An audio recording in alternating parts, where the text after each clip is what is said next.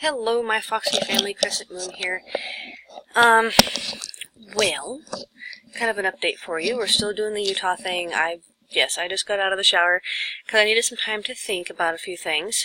One of them was kind of a response to PewDiePie's post in his video about the forced positivity, things like that, which I'll get into here in a minute. You know, something I wanted to kind of show off first, my first little digital art piece. I'm going to move my face out of the way for a minute. Well, you can only see part of her. Let's see here if I can move this around. See, there's that part of her all the way down there.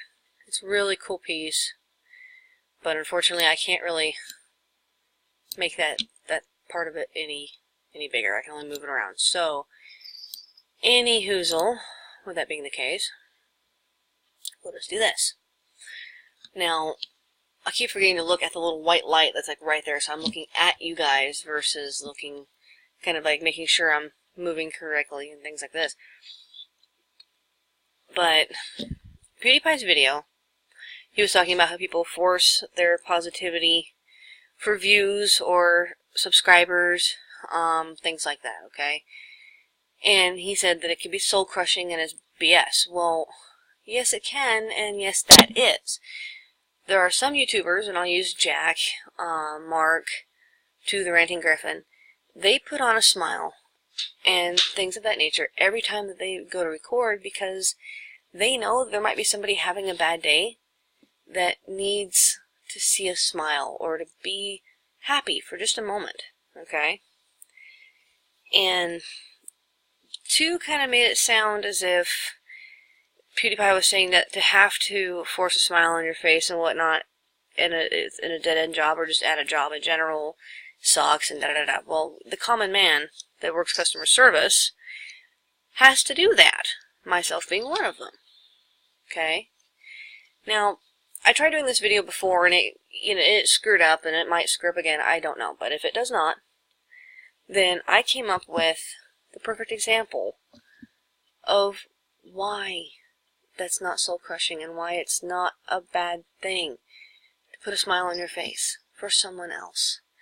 Today was a very hard day for me because it's when my crew got together and the mom of the crew, basically our manager, she got me a little goodbye cake and, you know, things like this. Everybody was saying, I'm going to miss you.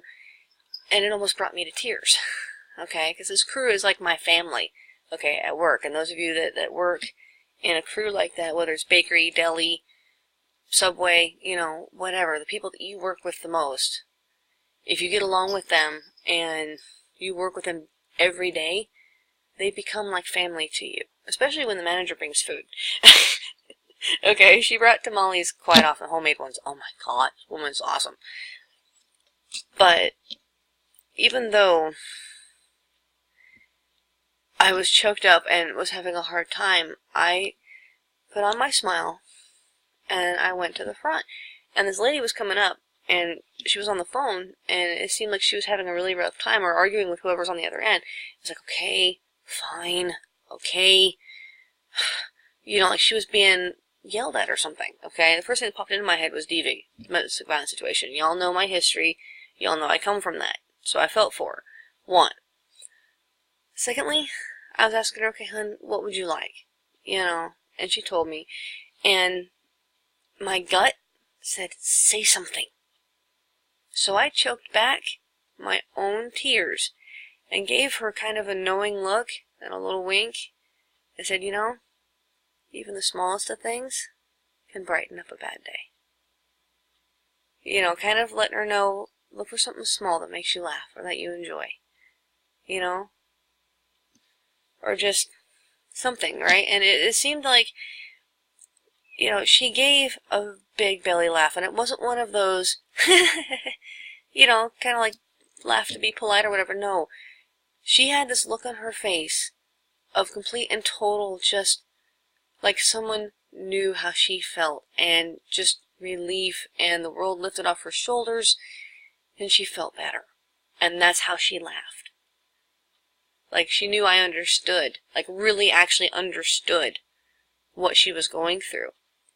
And she walked away smiling instead of upset. because I put my own bullshit aside. Because that front counter was no different than my talking to you right now. The only difference is I wouldn't be able to be in my robe and a towel from washing my hair. But I put on that forced smile, okay? Because I was sympathetic, okay? Empathetic is another word for it.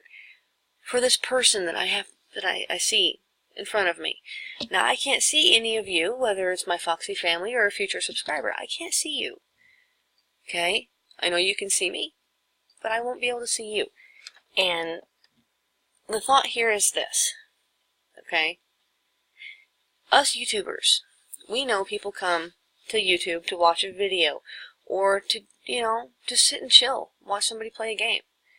Because they need that moment away from their reality, from the situation that's right there in their face. They need that moment.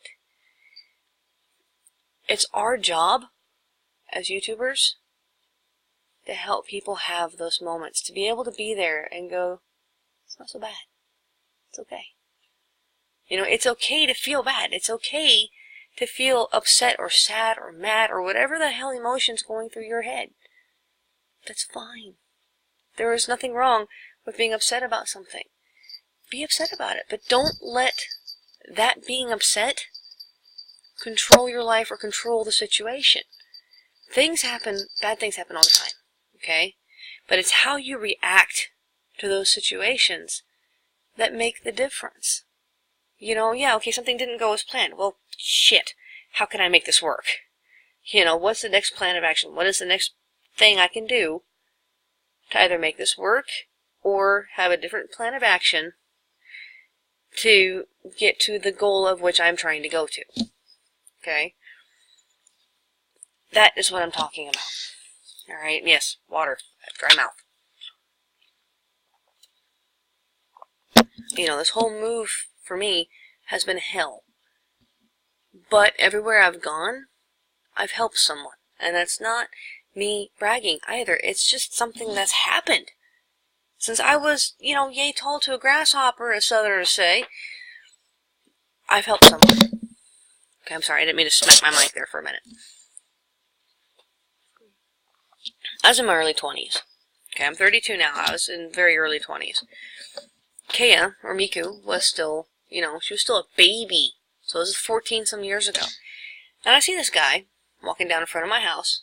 Okay, backpack, scraggly, cane, and just like the weight of the world was on his shoulders. And I had just pulled out fresh baked from, granted, a package, but I added extra bananas of banana nut bread. And something told me, get out there, bring him that. Not because he needed food. He needed someone to show that he cared. So I walked out and I'm like, excuse me, sir. And he stopped. He was very apprehensive, very nervous. And I'm like, please, this just came out of the oven. I wanted to bring you a couple pieces. And I stopped him and I said, it's not because I think you're scrawly looking or you need food or that you're homeless. Okay, none of that crap. It's because something told me to come out here and let you know that someone or something still cares. That you're still loved and you're still cared about. And I told him, I'm sorry if it seems awkward. It's awkward for me too. But just that you needed to hear that. Well, a month, maybe two, I don't know, roll by. I see this same guy walking down the other way. Instead of walking up, he's walking this way. He's dressed in a nice sweater. His hair is clean. He's shaven. Still with his cane. But he's dressed nice and he's on his way. And I stopped him and I said, oh, hi. I remember you. You clean up well. You look good. And he says, apparently he'd been walking up and down that street for a few days by that point. Because he was hoping to catch me outside. He was trying to get up not the balls, but just the courage to knock on my door and tell me thank you. It was because of that moment I saved that man's life. And I asked him how. What did I do? And he had packed up all his belongings. He'd been on the street for about a week or two because his mother had died 3 weeks prior to that day. And he told me that he had actually been on the way to go kill himself. And that my stopping him just because he needed to hear that someone cared made him rethink his life and turn it around. I've had crap like that happen all my life. You know, whether it was I was 10 years old. There was a couple. There was a black and white couple. To me, gorgeous type of thing. You know, that's the epitome of true love right there. Is true love sees no color. Okay. Do you need me to pause this, dear? Do you see me? I saw your head and your shoulder. Oh, you're fine. Okay. He's fixing to take a shower after me, so it's like, pause button. Nobody needs to see Naked Wolf. But anywho, you know, and I walked up to them. And I told them, I'm sorry, you know, excuse me. And they're like, what? And I'm like, you know, just wanted to tell you that you are the most beautiful couple that I have ever seen. And that the fact that y'all are together is beautiful to me. And they both were kind of like, okay, well, thank you, you know, because, I mean, you gotta remember, this is late 80s, early 90s. I'm gonna say early 90s at this point. So, I mean, not that far into when segregation stopped till now, okay? It wasn't as highly open as it is now. It was still open and, you know, whatever, but people were still made fun of and kind of looked down on in the 90s for it, okay? It was still kind of a newly accepted thing. Which other people would be like, oh, no, no, no, that was in the 60s and Martin Luther King and da-da-da. No, by the time the 90s rolled around, if your white daughter was dating a black boy, that was a problem. That's how it was in the 90s because it was still that mindset of bullshit, okay? So for a 10-year-old to come up and go, you guys are beautiful to me, it meant a lot to them. Let's see, what else? I don't remember a lot of other things now. But it's just been, a lot of times, I just get that urge. You know, whether it's to smile, hold a door, comment on someone's makeup. You know, I had a lady that came over and she was kind of a little nervous and whatnot, and I thought I told her makeup was flawless. You know? I mean, and it was. She looked like a damn porcelain doll. It was great. And another girl, she was coming and getting a sandwich, and she had the longest eyelashes. Oh my god. They were fake. Okay, mind you, but she looked nice. And I was like, I asked her, how'd you get your eyelashes so long? They're gorgeous. They're fake ones. Oh, okay, well, still, you know, I try to do makeup like that, and I look like a clown. Because I do. My makeup never works right. That's why you won't see makeup tutorials and crap like that on here, because I fail. But, point is saying something nice to someone, or putting on that bravado when you feel like crap, whether it's physically, mentally, emotionally, because someone next to you looks like they feel like crap, that's not forced. That's being human. That's showing compassion for other people. Okay? And getting back to the point of YouTubers putting on a forced smile, yeah, it might seem soul-crushing and shitty. If you don't enjoy a game, frickin' say it's a shitty game and you don't enjoy it. Okay? The game I'm doing right now, Ryan Acid Head's Adventure of Fuckface, okay? There's times when I actually enjoy the game, and there's times when I'm like, click, click, click, click, click, click, click, click, click. Because sometimes I get bored during the fight scenes. Well, I have ADHD. I'm gonna get bored. You know, there's other games I seriously enjoy. Other games I think are POS. But if y'all want to play it, go ahead. I'm open about that. I'm not gonna sugarcoat that. You know, pretending you enjoy a game is a lot different than pretending to smile and be there for others. Okay?